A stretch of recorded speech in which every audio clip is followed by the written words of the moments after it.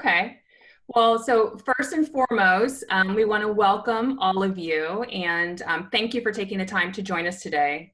So for those of you who are new to our monthly webinars, my name is Erica Lockhart. And my name is Lauren Ruttenberg.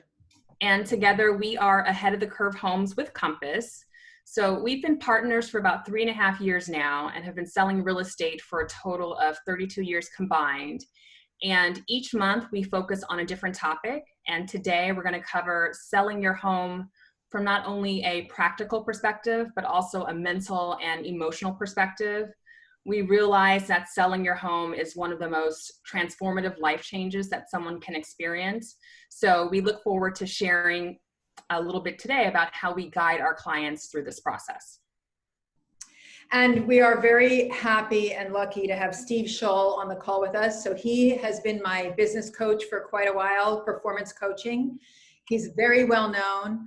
And I would say Steve is kind of like a general of growth and either evolve or die with him.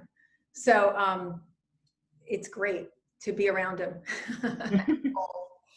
So now, if anyone wants to ask a question while we're doing this, if you scroll down to the bottom of your screen, you'll see little boxes pop up, and one of them says chat. So if you have any questions as we're going through this, just click on chat and type in your question, and we will definitely answer it.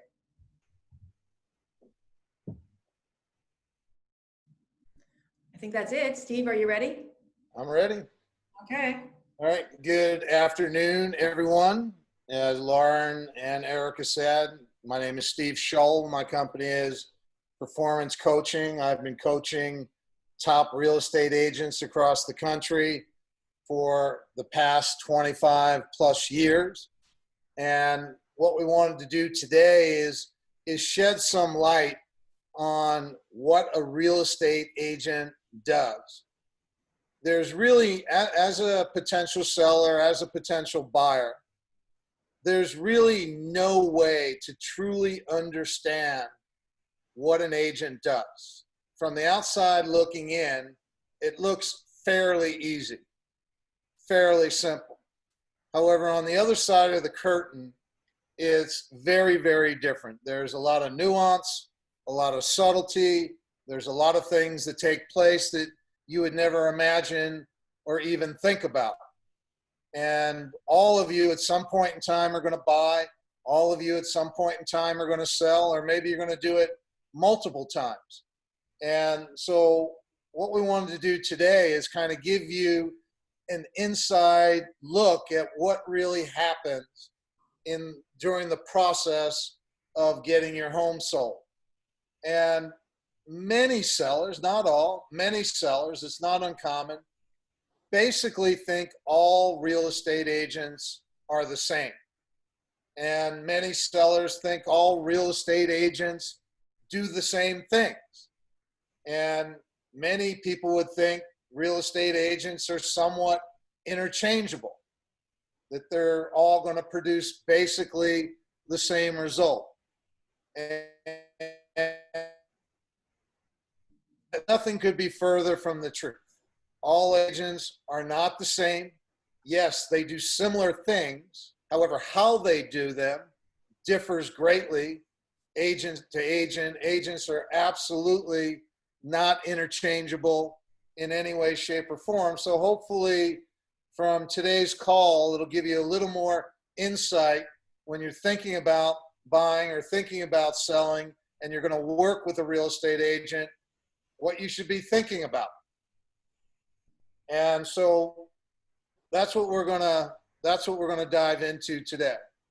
So obviously this is a very interesting and challenging time in life, and many things are changing, and many things have changed in the real estate world over the last 3 months.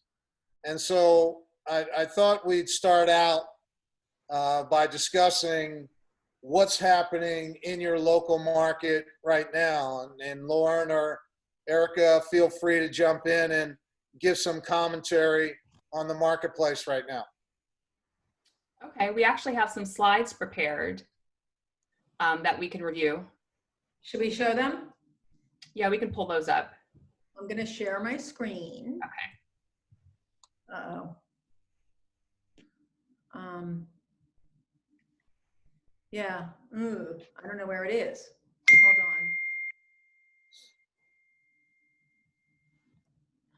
Hold on. We're gonna have to come back. Let's come back to it because Rodney, I can't, Rodney, you're gonna have to help me because it's not there. I'm not finding it. Is the slide behind, if you minimize, is it behind the window that you're viewing? I cannot minimize when I'm recording the call. Sorry, guys. So why don't you just give you're seeing the market every day. Yeah. So we have it broken down into several different markets. So just kind of talking about the key areas that we serve. So Baldwin Hills, Baldwin Vista, Ladera, View Park, Windsor Hills. So like the previous pandemic months of March and April, we are seeing that volume for new listings, pending sales, and closed sales is pretty much down across the board. Average sales actually took about an 18% dip, and that's largely attributed to several high-price sales that we saw in May 2019. So there were two sales in particular that really drove up the average in 2019. One was actually a listing of ours that we sold in Baldwin Vista on Cloverdale. It was a fixer that sold for $1,850,000, and the other was a 4,300 square foot house that sold in Lower Ladera for $1,735. So without these two sales kind of like inflating the overall price, the average sales price decline would only be about 7% year over year. In terms of the May condo market, same thing. New listings were actually up by 43%, but then all other activity, pending sales and sold listings were down. And then the average sales price for condos in those areas dipped by about 16%. And that decline was actually due to one particular listing. So there was a one-bedroom condo in Village Green that sold for $430,000. So because it was so low in comparison to the other comps, it drove the value down a little bit.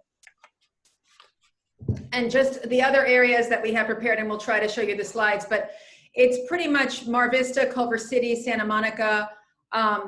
Volume, I mean, when you compare May 2019 to May 2020, the volume is down significantly in all areas. The volume of new listings, the volume of pending, and the volume of sold, for obvious reasons. And the dips they're pretty much across the board. The prices dipped a little bit comparing May 19 to May 20, but not major, like within 5% or less price dip. So we're not seeing prices hugely affected right now. There still seems to be more demand than there is supply, right now in the marketplace. And what I will share with all of you, I deal with clients all across the country. And the real estate market right now is really defying logic. And prices are holding in most places and most price points. There's still, before the pandemic hit, there was a lack of inventory. And there's still a lack of inventory. We haven't seen a big wave of people putting their home up for sale. And if you are thinking about selling your home, if you're a betting person and you are thinking about selling your home, I would do it now and not wait. We've been in kind of a bubble here. There really hasn't been a fallout, an economic fallout in the real estate world from the pandemic, and now recently the protests. And logic would tell you at some point in time, we're going to see downward pressure on prices. However, there's still homes selling in multiple offer, over asking. And again, things are kind of defying logic. If you're a buyer right now and you're thinking you're going to get a 25% discount on the purchase, good luck with that. Not going to happen. And so we're in a kind of a bubble here right now in terms of we haven't seen the real fallout. So if you are thinking about selling, stay close to the market. One thing I want to say, that is very true. And I feel like one of the big effects of COVID-19 is that it has sort of forced, a massive change in lifestyle on a lot of people. And it sort of has to trickle down. People have lost their jobs. People are going to get a divorce. A lot of people are, the work from home is going to last way beyond COVID. I mean, a lot of businesses are restructuring so that people are going to work from home indefinitely. And this is going to cause people to sell. All of these reasons are that they don't have to worry about the commute, they're getting a divorce, all of these life changes are what really moves the market in residential real estate. And I just don't think there's been enough time yet since the crisis for it to sort of seep in. So more inventory may come because of that. All right, so let's dive into the process itself. And let's say you are contemplating selling your home. And again, I'll go back to Lauren or Erica.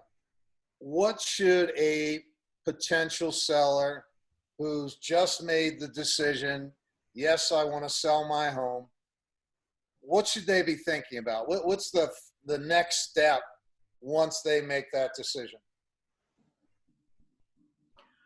Well, I'll take this one. So the first thing that like a seller right now needs to take into consideration is health, and buyers need to take it into consideration too. We have new ways of showing properties and new ways of doing things. There are no open houses now. We can only show properties to 2 people at a time plus 1 realtor. And it's really important for sellers to communicate with us what they feel comfortable with, do they want us to wear gloves and not let anyone touch anything? For example, you need to be aware that the rules, I say that in quotes because, rules are made to be changed and broken, but systems are in flux right now and they are currently changing. For instance, lenders, they are waiting to give loan approval until really the end of the transaction. They want to make sure the buyers are still employed right before the closing. So the buyers might not get loan approval until the very end of the deal. Appraisals are changing. The appraisal is when the lender sends an independent third party in to validate the price. And some appraisers are not coming into properties at all right now as a rule because of COVID. So they're doing drive-by appraisals. So how the agent is going to communicate what's special about the property to an appraiser if they're not coming in the door, that's a conversation that needs to be had between the agent and the seller. And so I would say that it's most important for people to stay flexible and to stay open and to realize that things are in the midst of shifting and it's all about communicating these things. Definitely properties can sell, they are selling. We just put something on the market last week and the first people who walk in the door bought it, so things aren't selling. It's just that we're all sort of in this stage of figuring things out. So the next question I want to put it out there, and this is something you really have to think about. When you're sitting down, let's say you've decided to sell and you're going to interview agents. A mistake many sellers make when they're interviewing an agent is they want to make the agent play a guessing game. They want to give as little information as possible. Somehow in their mind, I don't want to tell the agent what I'm thinking because it might taint their answer, change their answer in some way. And I would advise all of you, if you get to that place where you're going to start interviewing agents, that what you want is to be 100% transparent. It does you no good to withhold information in terms of what you're thinking, why you're thinking, what you're expecting in terms of price, what you want in terms of time frame. Be transparent. The more transparent you are, the more you're going to get back from your agent. Erica or Lauren, you want to comment on that? So I'll take that one. So I agree, Steve. So I think it's not only important for the seller to be 100% transparent, with their agent. The same is true for agents. We must be 100% transparent with our sellers as well. At the heart of any strong relationship is transparency. And for any relationship to work, there must be open and honest communication on all sides. And transparency, it also helps set expectations, which eliminates the potential for, miscommunication and misunderstandings down the road. In a real estate transaction, there are a lot of parties involved. You have the buyer's agent, the listing agent, the seller, mortgage brokers, escrow officer, so on and so forth. So getting all of these points of view to agree with each other can be a challenge, and there could be misinterpretations. So making each party feel heard and understood while maintaining truth and clarity is really of the utmost importance to moving forward and successfully closing the deal.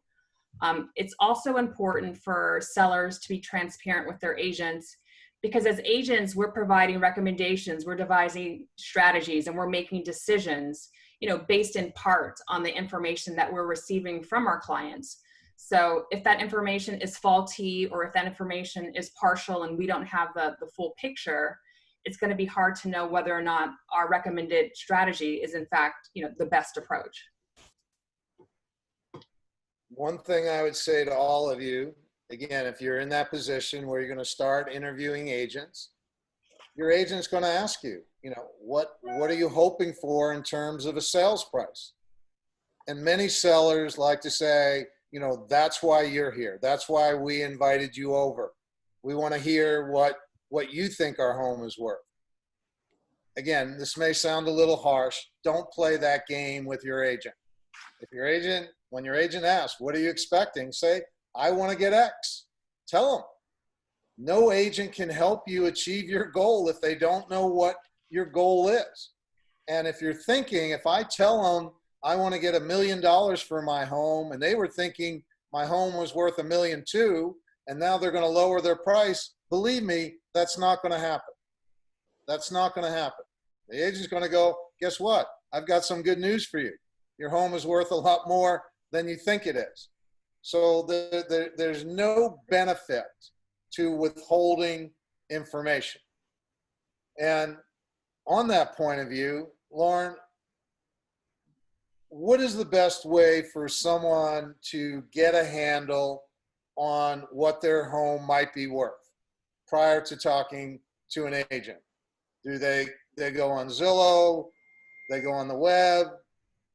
They go to open houses? What information should they be looking at? Well, Zillow and Redfin and all these sites, you can go on the internet and find out anything you want to find out, okay? And there's always going to be the answer you want, right? Somewhere. But the algorithms of these sites, they have,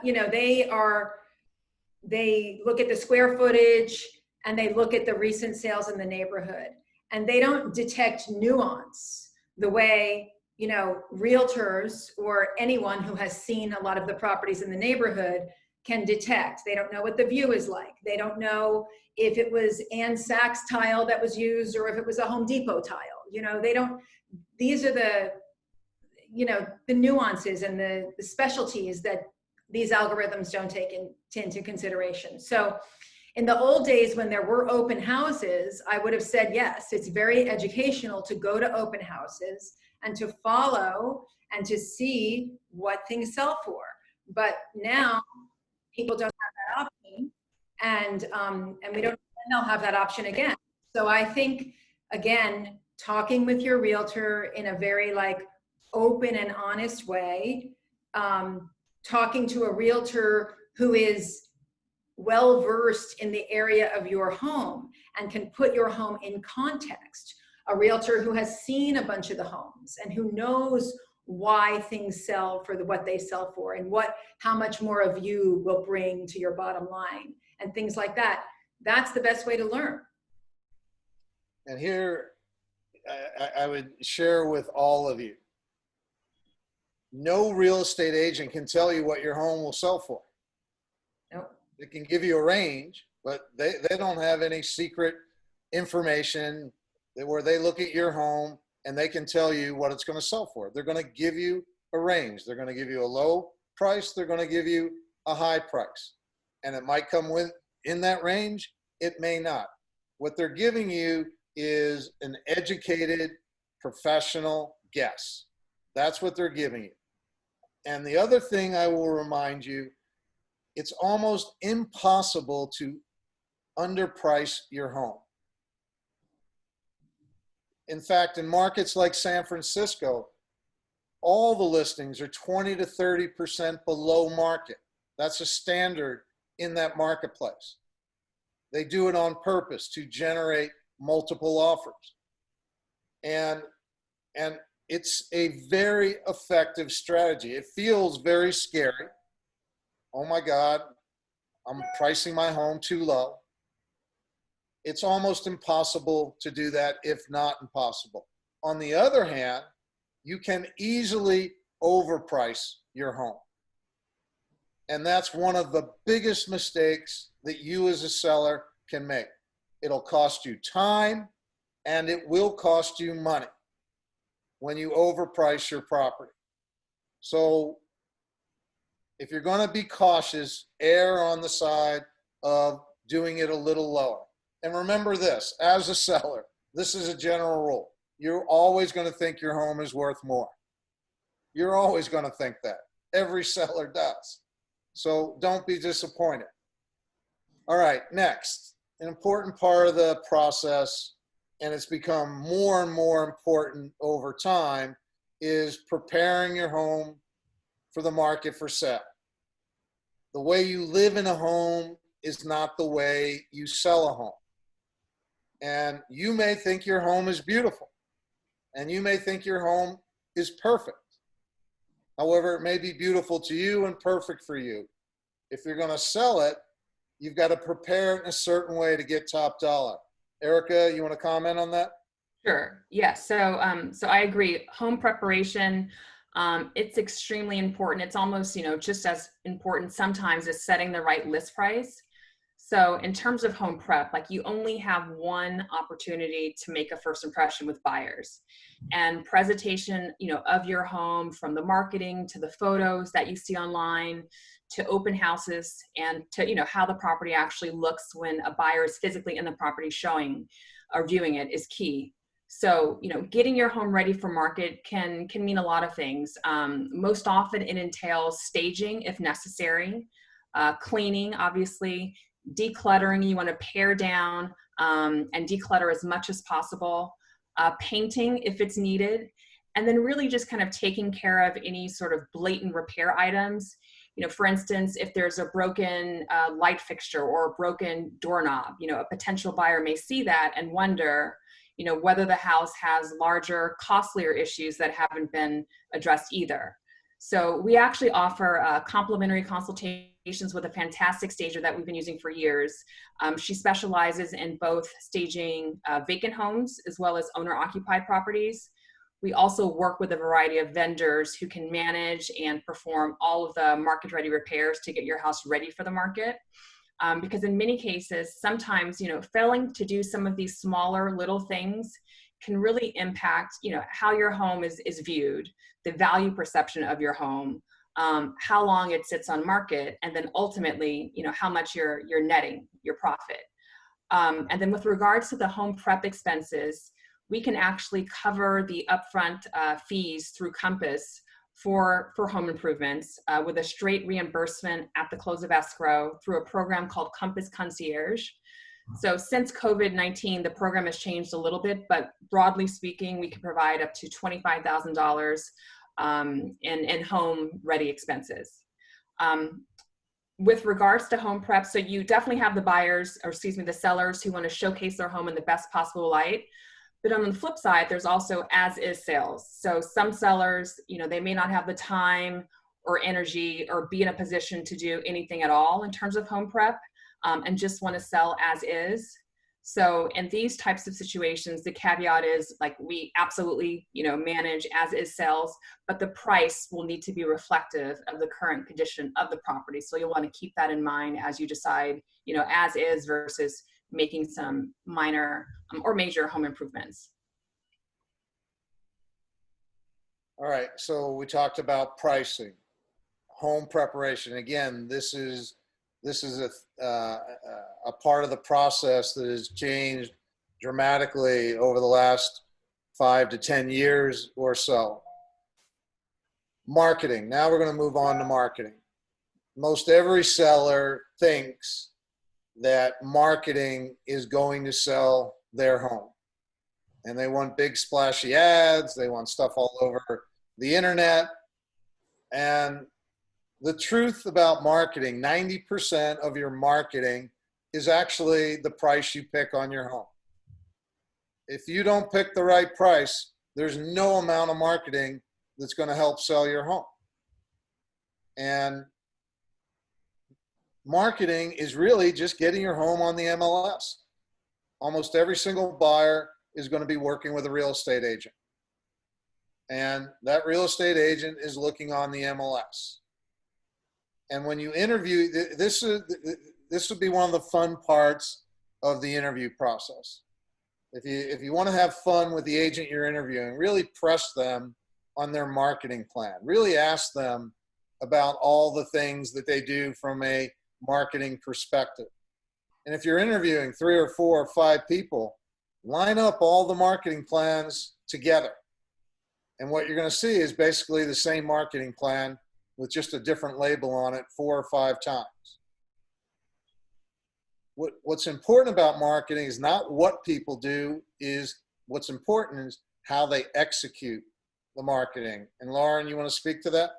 Yeah, I mean, it's exactly true. It's not the what, it's the how, because everyone can come in and tell you, I'm going to do the social media, I'm going to do this, I'm going to do that, and no one has a unique message, but it's about how it's presented. So what does that mean? I mean, I think a part of it is definitely knowing your marketplace and how the story of the home comes across,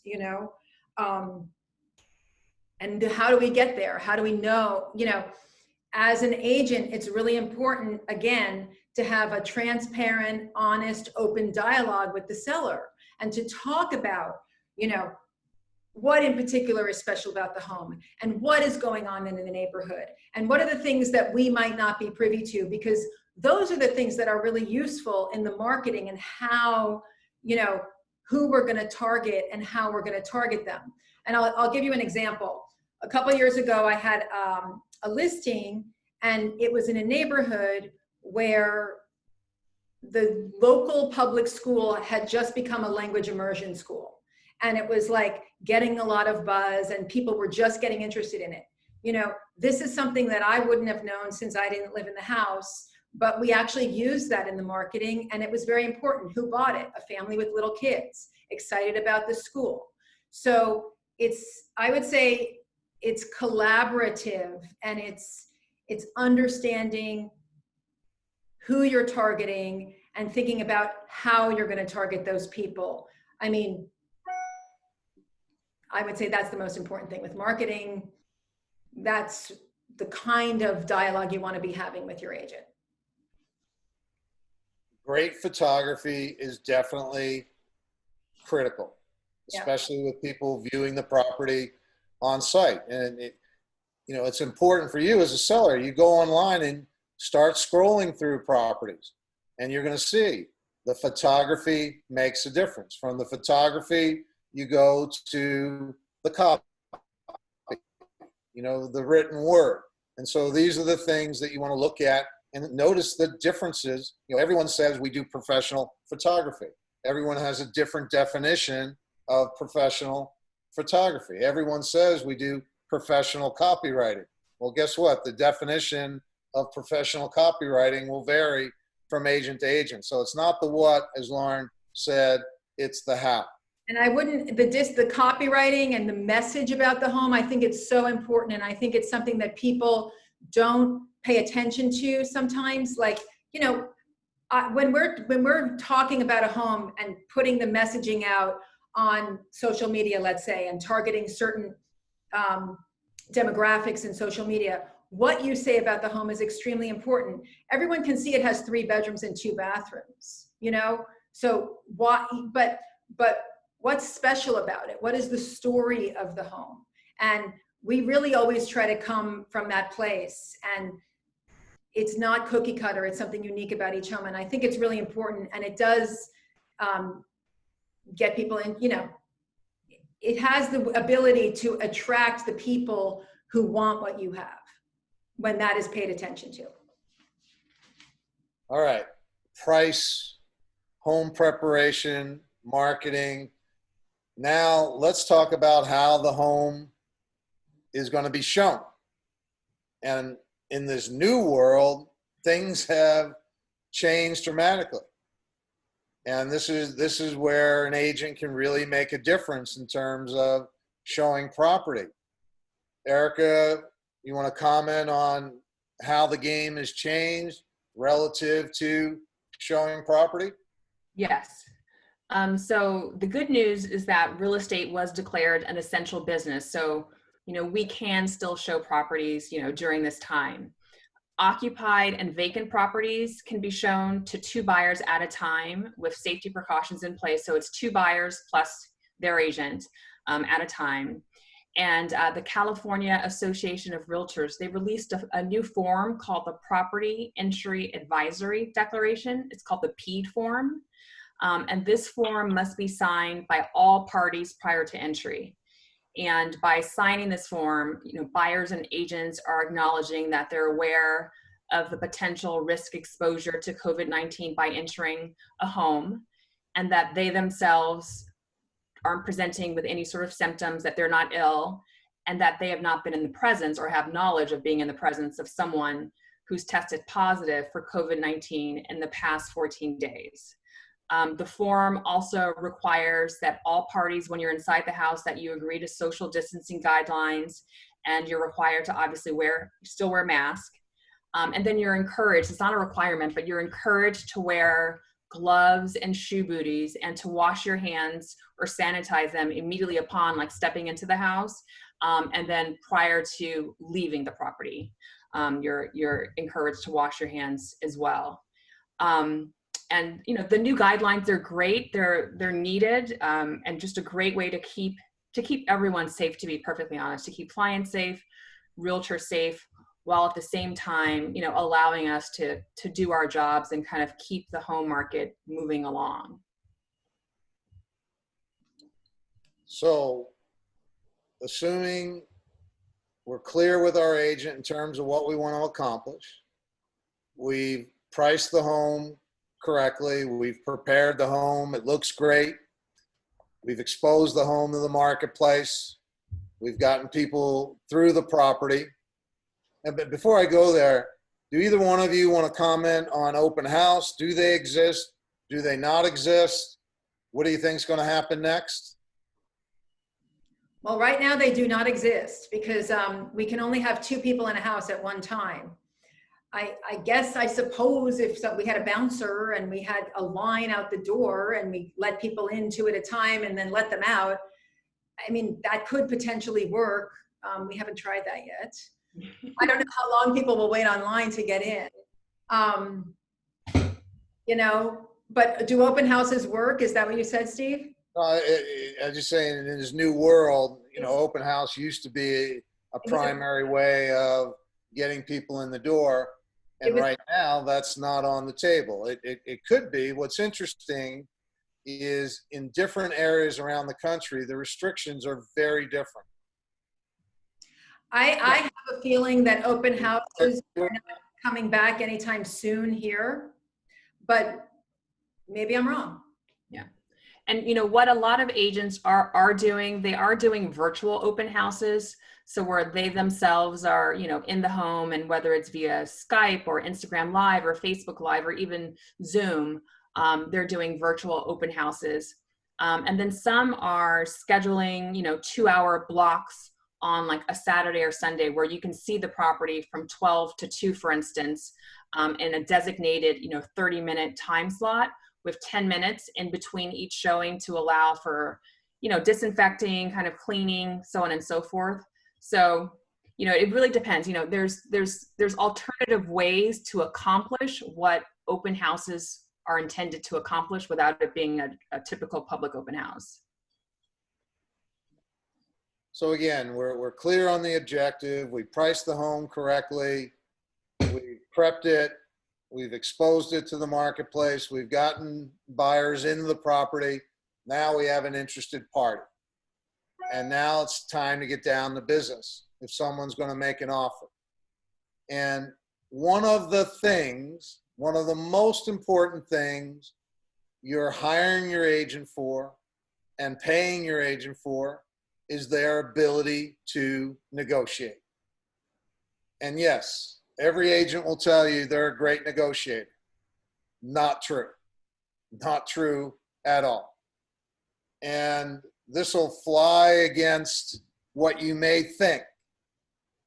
However, there's only one way for you to really determine up front an agent's ability to negotiate. There's really only one way. They're all going to say they're great negotiators. There's only one way to really determine, and that is in the fee that they charge. And again, you as a seller, what are you hoping for? You want to find an agent who's going to charge you as little as possible. The challenge with that, when you find that agent who's willing to work for a discount or a big discount, and what I call a discount, anything less than 6%, most agents will charge 5%. Some will charge even less. And again, you as a seller, oh, that sounds attractive. Pay less. Just remember what you're buying is the weakest negotiator of the bunch. The strongest negotiator is the agent who says, my fee is 6%. And while you might say, I don't want to pay anyone 6%, that sounds like too much. Remember this, an experienced professional is expensive. An amateur will cost you a fortune. And so pay attention up front to the fee an agent charges. That, more than anything else, will tell you what kind of negotiator your agent is. And again, this is a big thing that you're paying your agent for. Obviously, the buyer wants to pay as little as possible, and you, the seller, want to get top dollar. It's a negotiation. And I personally know Erica and Lauren have spent a lot of time working on this part of their business. We do training together with someone who's a former lead international FBI hostage negotiator. They go through regular training with him in order to better their skills. Either one of you want to comment on this part of the process? I'll comment on just the negotiating, like what a seller should keep in mind when negotiating with a buyer. Sure. Okay. So, so I think the first thing is just that it's a negotiation. So in most instances, you know, the initial offer that's received for a given property will not be the final negotiated offer. That initial offer is just the buyer's way of really just kind of opening the door and initiating the conversation with the hopes that there's mutual agreement down the road. So, you know, most buyers are anticipating that the seller is in fact going to counter. And it's also important, like when you're negotiating, it's important to understand the context in which you're negotiating. So if you do have an offer, is it the only offer that you have in hand? Or are there multiple offers on the table? So depending on the context and the situation, the negotiation strategies may differ. And the bottom line is that some offers are going to be better than others. And the reason isn't always because of price. So for instance, if you have a cash offer that's $20,000, below the list price with no contingencies and a short escrow, that's a strong, solid offer. On the other hand, if you have an offer that's $20,000 above the list price from a buyer that maybe has risky financing, that can cause complications in the long run. So, it's important to be happy with the price, obviously, but ultimately you want to accept the offer that is most likely to close. Lauren, anything you want to add? Well, no, what I would add is, like, when it comes to understanding how your agent is going to negotiate, it's a very simple question to ask yourself. How are they negotiating for themselves? If they're not negotiating for themselves, how are you going to trust them to negotiate for you? And I would also share with all of you, don't make it personal. Many sellers make a mistake. They have their home listed for sale and an offer comes in that's below asking, and they take that personally. Totally. They take that personally. I don't want to counter that offer. I don't even want to respond. It's not personal. It's not personal. It's a negotiation. And there's been many cases where the lowest offer became the person who ended up buying the home. And to surprise, be open to being surprised, and don't prejudge, because that's the death. You never know who's really going to step up in the end. That is for sure. Then the other thing, and this has been an age-old truism, and some people say it's a cliche. Well, it's a cliche for a reason, because it's true. And that is, the first offer is typically the best offer. And there's a reason for that. The first offer is typically the person who's most interested in the home. That's why the first offer tends to be the best offer. And so you just want to keep that in the back of your mind when offers come in. And again, this is where you want to be transparent with your agent. You want to let them know what you want. And there are many different strategies, especially when you get into a multiple offer situation. And here's where you really want to collaborate with your agent in terms of strategy. And you want to let them know what your bottom line is. If you don't let them know what your bottom line is, they can't formulate the best strategy for you.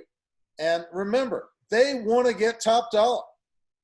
Their pay is tied into what the home ultimately sells for. They have every incentive to get you as much money as possible.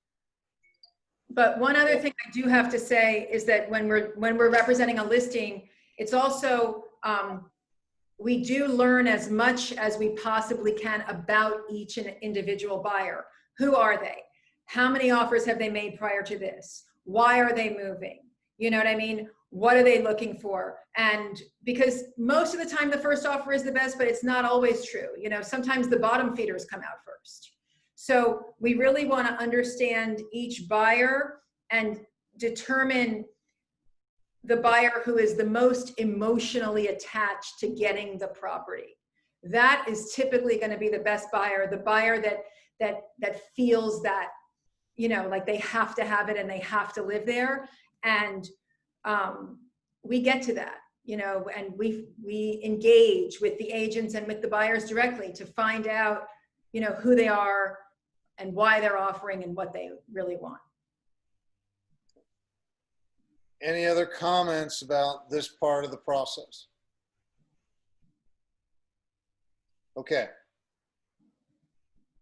So once you have an accepted offer, we're still not done. This is, again, we're just beginning. Again, this is where you're paying your agent, A, for their ability to negotiate, to maximize the opportunity. And again, it's important. There are different strategies, and you need to sit down and discuss with your agent what strategy you want them to employ. Assuming we get an accepted offer, now we have to go through the escrow and contingency process. And this is where you really need your agent. You need an agent who can see around corners, can anticipate problems. Oftentimes, most every buyer, especially in a market like this, where they might be paying over asking for a property, now they're going to try and claw back some money. You know, they're going to feel, every buyer feels like they've overpaid. You can't help it. Every buyer feels like they've overpaid. Now they're going to do their inspections. So would one of you want to walk everyone who's listening through that process? What happens during the contingency process? Sure. Okay, so like Steve said, buyers are they have a certain period of time called the inspection contingency where they have to do all of their investigations about the property. And in the 20 or so years that I've been in the business, I have seen the inspection phase just get more and more intense every year. And so buyers are doing general physical inspections. They can do geological inspections, chimney inspections, foundation inspections, termite inspections, mold inspections. I mean, the amount of inspections has grown, you know, tremendously. And like Steve said, a lot of times, especially if the buyer pays over the asking price, they want to, pad the bids might be a little bit strong, but they want the bids to come in as high, you know, they want high bids so that they can try to get money back. And so this is where we come in and where your agent really should come in. I mean, we have done like hundreds of inspections. I mean, a lot of inspections. We can put into context the findings. You know, there are certain issues that like every house has. Every single house has a negative slope on the outside going towards the foundation. It's just, you know, so we can contextualize like what is a bigger issue and what is just really common and no big deal. And the other thing is that we can also contextualize the prices that come in on the bids. We can tell you if something is overpriced, if an electrician is charging a ridiculous amount.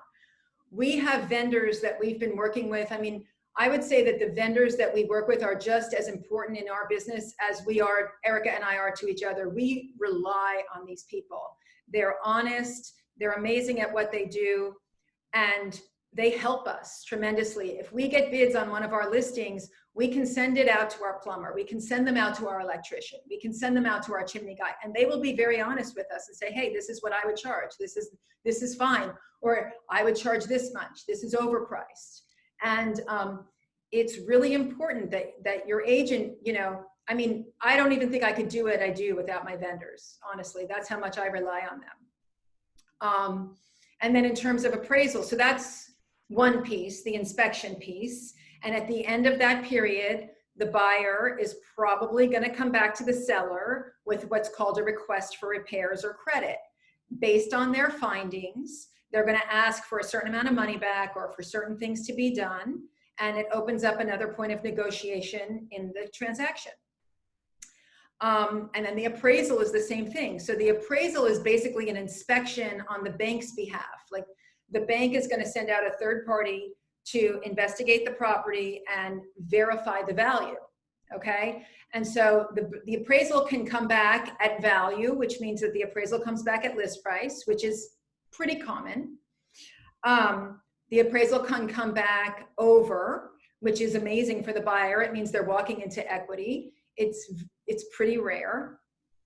And then the appraisal can come back under, you know, the price. And if the appraisal comes back under, that can affect the buyer's ability to obtain a loan. So if the appraisal comes back under the value that's agreed upon, you know, the buyer may need to add money to the deal. They may ask the seller to reduce the price. A combination of those things can happen. But again, that's another point of negotiation, and that's a heavy duty point of negotiation to get through that. And so it typically, what what you can expect from your agent, you know, that's why offers with a higher down payment are typically considered safer and better because they shouldn't have problems with the appraisal. And what any seller can expect from their agent is for the agent to go through the offers with them when they receive the offers and discuss these possibilities, how they think the appraisal will be affected, you know, with each individual offer. And as a prospective seller, this is something you should be questioning your agent on. What happens if the appraisal comes in low? How are they, if that's a possibility, how are they going to head that possibility off? Because the agent can do certain things before you get there that can circumvent the problem. And you ought to be talking to your agent about this issue. It's a big issue. And so this is something to be aware of. I'm sorry, but I do think that appraisals, I think that we're in a market right now that's a changing market. And I do think that appraisals are actually going to become more of an issue. That's just my feeling in the coming months. Like when we got out of the recession in 2012, every deal I had, I closed without it appraising. I mean, it was like a virus, like none of my files appraised, and we closed every single one of them. But that was a changing market. The comps were low because we were just coming out of the recession, and then everyone jumped back into the market and prices were going higher and there were no comps. And I feel like in this market, we're in the midst of change. And I think that appraisals are going to become more of an issue. And in order to head things off, talking with the appraiser, we have no problem about getting on the phone with the appraiser, asking them, you know, how many appraisals they've done in the area. Are they familiar with the area? You know, what their track record is. That's a really important thing that you can talk about, you know, with an agent up front, you know, and see how they handle that. That's my 2 cents. The thing I wanted to bring up before just came back to me. As a seller, one of the things you want to be clear about with your agent is what happens if a buyer comes directly to them, the listing agent. You know, are you okay with your agent representing the buyer also? And some people are very okay with it. Other people aren't. There's not a right or wrong answer. It's definitely something you should address with your agent because it will impact how they deal with potential buyers. Do one of you want to comment on dual agency? Erica? Yeah. So we, you know, as agents, we've definitely encountered, you know, dual agency. We work with a lot of buyers in the neighborhoods that we serve. So clearly over time, there's been a buyer, we've had a listing and there's been a buyer who's been interested in one of our listings. So we always get clarification and almost like green light approval from our sellers up front. Some sellers have no issues with us representing, you know, both sides of the transaction. And others, you know, others sometimes may have an issue with it. In that particular case, if someone has an issue, we would refer that particular buying client to one of our team members. And our team member would kind of take over and manage the process from there. In situations where we are representing a buyer and the seller is okay with it, and we're in a multiple offer situation, to be fair to all the other buyers, we have our client basically submit the counter offer to our manager. So we're semi-removed from the process at that point, just so we can remain fair to all parties and all buyers involved. And so they would, you know, have a conversation with our manager regarding, you know, how they wanted to counter so that we weren't privy to that information. So again, there's a lot of things to be thinking about. The job, again, looks easy from the outside. It's not easy from the inside. During any transaction, your agent might be involved in 25 to 50 different negotiations. It's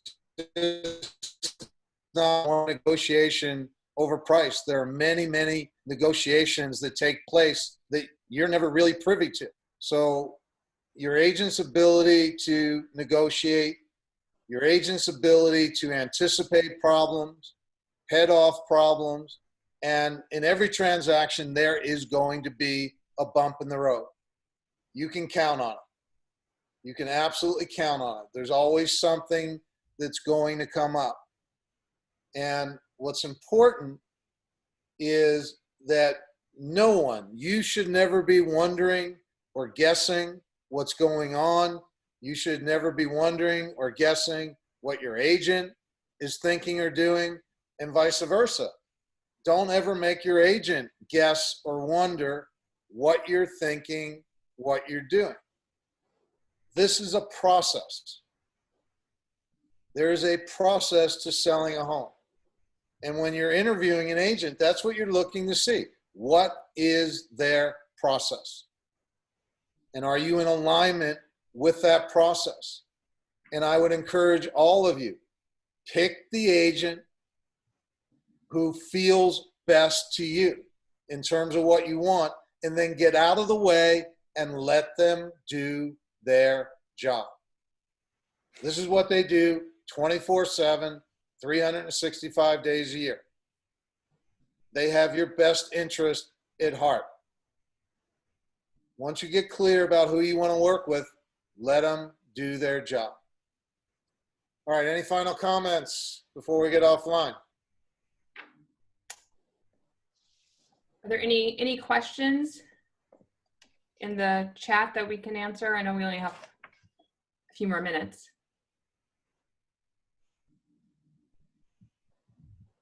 Any questions, Rodney? No questions just yet. Okay. I can try one more time to share my screen. Let's see if it works. Hold on.